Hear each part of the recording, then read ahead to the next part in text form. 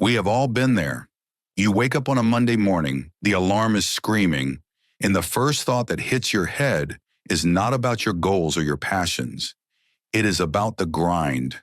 It is about the bills.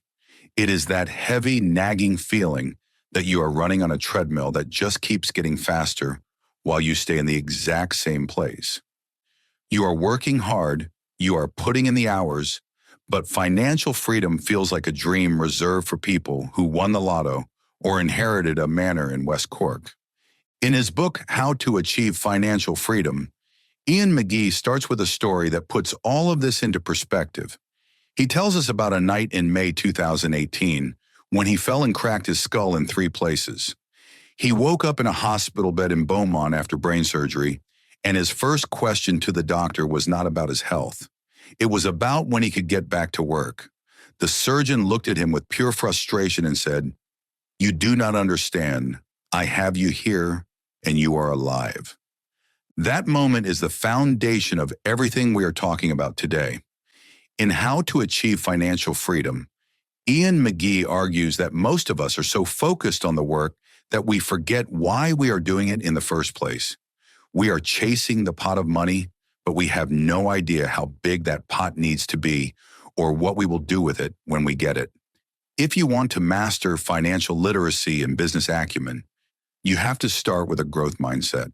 You have to stop seeing money as the goal and start seeing it as the fuel for the life you actually want to live. What we learn in How to Achieve Financial Freedom is that financial independence is not about being rich. It is about having enough wealth to stop working if you want to. It is about time. If you had all the money in the world but no time to spend it with the people you love, would you really be free? According to Eoin McGee, the answer is a flat no. We need to shift our perspective from buying things to buying time. One of the most powerful strategic frameworks in How to Achieve Financial Freedom is what the author calls the 75-year-old test. Imagine you are 75 years of age. You are sitting in a comfortable chair, looking back on your life. What are the things you are proud of? What are the regrets that keep you up? In the book, Eoin McGee points out that we are pre-wired with something called optimism bias. This is the human tendency to believe that the future will always be bright and that we will get around to our goals someday. We think we will travel someday. We think we will start that business someday. But as the author explains in How to Achieve Financial Freedom, our brains actually treat our future selves as if they are strangers.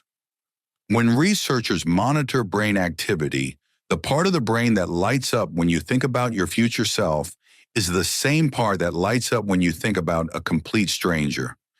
This is why it is so hard to save for a pension or put money away for a rainy day. You feel like you are giving your hard-earned cash to some old person you have never met. To overcome this, How to Achieve Financial Freedom suggests we need to build an emotional connection with our future selves. By doing the 75-year-old reflection, you are not just listing financial goals. You are identifying your values.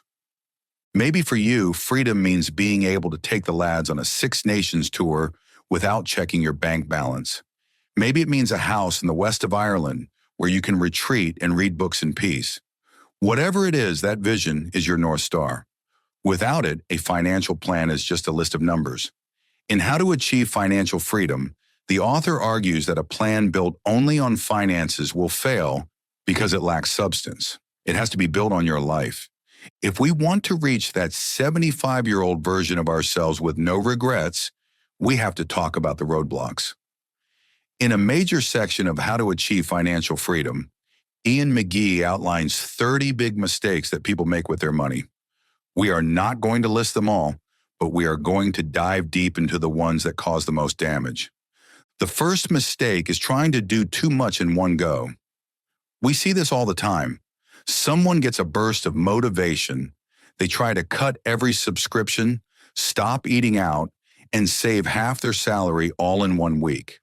According to Eoin McGee, this is like trying to run a marathon without training. You will burn out by Tuesday. In How to Achieve Financial Freedom, he suggests using knowledge stacking. Start small, fix one habit, then move to the next. Another massive error mentioned in How to Achieve Financial Freedom is lifestyle creep. You get a promotion, you get a raise, and suddenly you reckon you need a better car or a bigger house. Your income went up, but your expenses chased it right to the top. The author argues that this is a trap. If you do not control your spending as your income grows, you are just a higher paid version of the person who was struggling last year. Then there is the issue of wallet leakage. This is one of my favorite analogies from How to Achieve Financial Freedom. Imagine your bank account is a bucket. You are pouring money in, but there are dozens of tiny pinholes in the bottom. A €5 subscription here, a coffee you do not even enjoy there, a utility bill that is way too high because you have not switched providers in 3 years. Individually, these are small, but together they are draining your future. The author suggests we need to sit down and be honest about where every cent is going.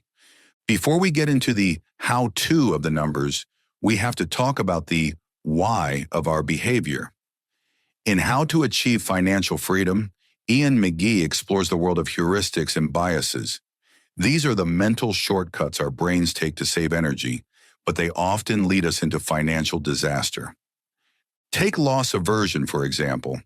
In the book, the author explains that the pain of losing €100 is twice as powerful as the joy of gaining €100. This is why people hold on to bad investments for too long, hoping they will break even before they sell. We hate losing so much that we make emotional decisions instead of financial ones. There is also the endowment effect. In How to Achieve Financial Freedom, Eoin McGee shares a study where students were given a mug. When asked to sell it, they wanted double the price of what others were willing to pay for it. Why? Because once we own something, we value it more. This applies to our homes, our cars, and even our bad habits. We get attached to things that are not serving us. Understanding these biases is part of the growth mindset we mentioned earlier. If you can recognize when your brain is lying to you, you can step back and make a rational choice. As Eoin McGee notes in How to Achieve Financial Freedom, being good with money is only 20% head knowledge and 80% behavior. If you are finding this deep dive into How to Achieve Financial Freedom helpful, do me a massive favor and hit that like button. Subscribe to the channel if you want more actionable wisdom on how to master financial literacy and business acumen.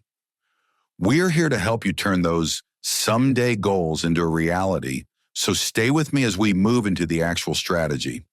Now let's get practical. Where do you actually start? According to Eoin McGee in How to Achieve Financial Freedom, the first step is establishing where you are right now. You cannot plan a route to Dublin if you do not know you are starting in Cork.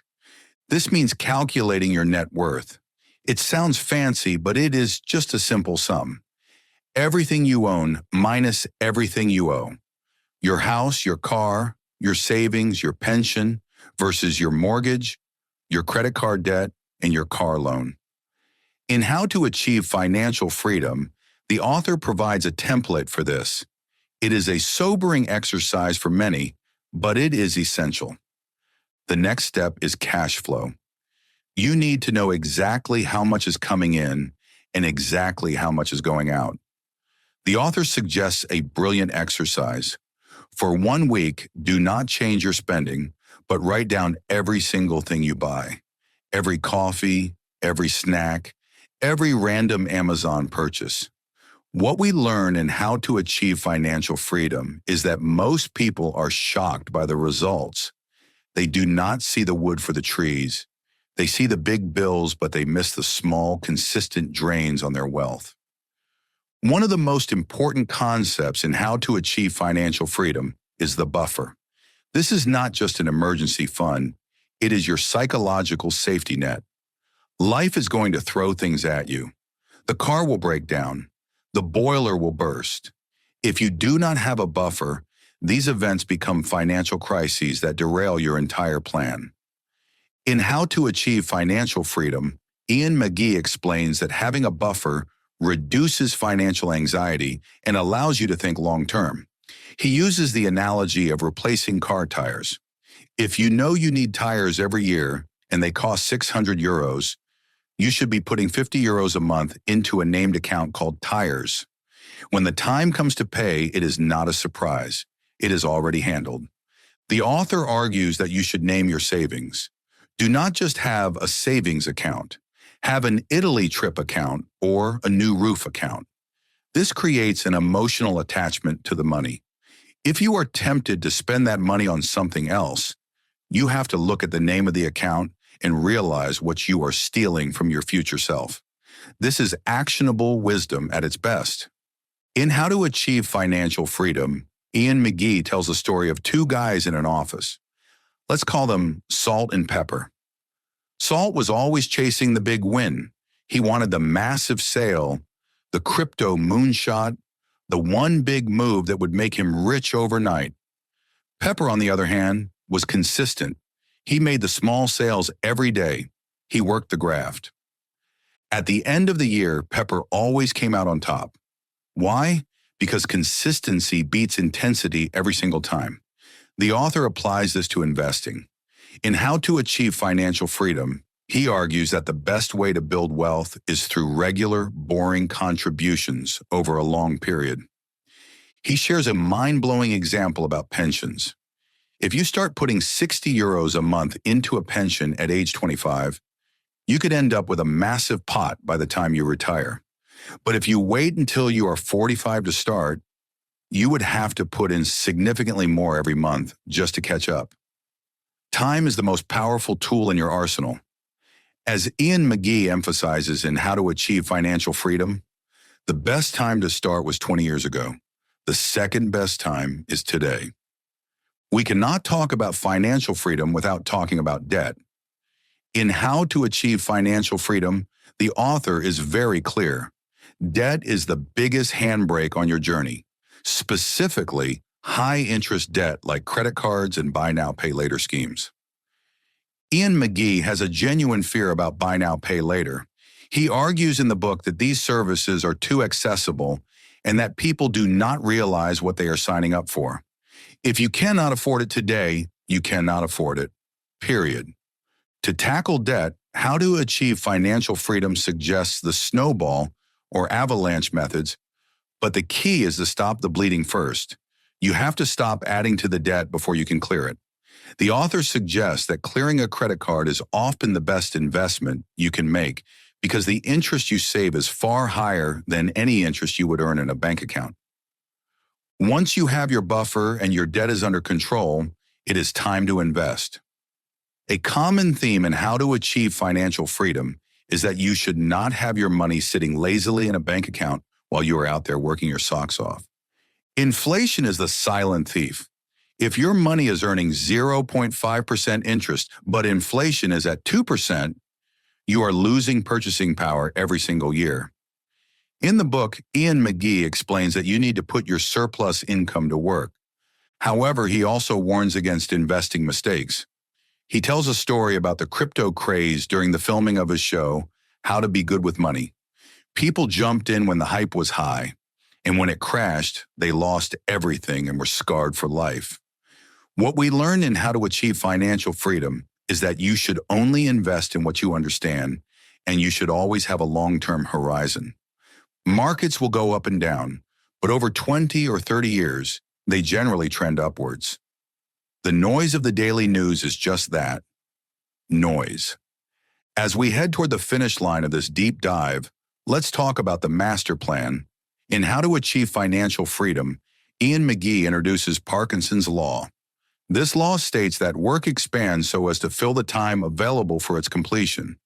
In financial terms, this means your spending will always expand to meet your income unless you have a plan to stop it. If you get a bonus and you do not have a specific job for that money, it will disappear on stuff.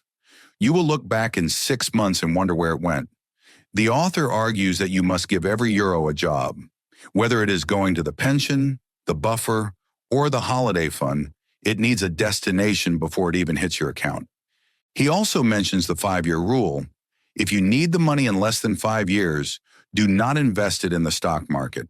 Keep it in cash. The market is too volatile for short-term goals. But if your goal is 10, 20, or 30 years away, you need the growth that only investing can provide. So what have we learned today from How to Achieve Financial Freedom by Eoin McGee? We have learned that financial freedom is not about a number. It is about a life. It is about waking up and knowing that you have the time to do what matters. It starts with a growth mindset. It continues with knowledge stacking, learning how the system works and using it to your advantage. And it culminates in actionable wisdom, taking the steps today to protect your future self. Remember the Beaumont Hospital story. Life is short and it can change in an instant. Do not spend the rest of your life worrying about work because you have to. Spend it doing things because you want to. According to Eoin McGee, the path is there.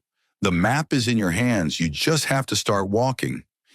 If you are ready to take control of your financial future, I highly recommend picking up a copy of How to Achieve Financial Freedom by Eoin McGee. It is a game changer. If you enjoyed this monologue and want to see more deep dives into business acumen and financial literacy, please subscribe and leave a comment below. Tell me, what is the one thing you are going to change about your finances this week? Let's get the conversation going. Thanks for watching, and I will see you in the next one.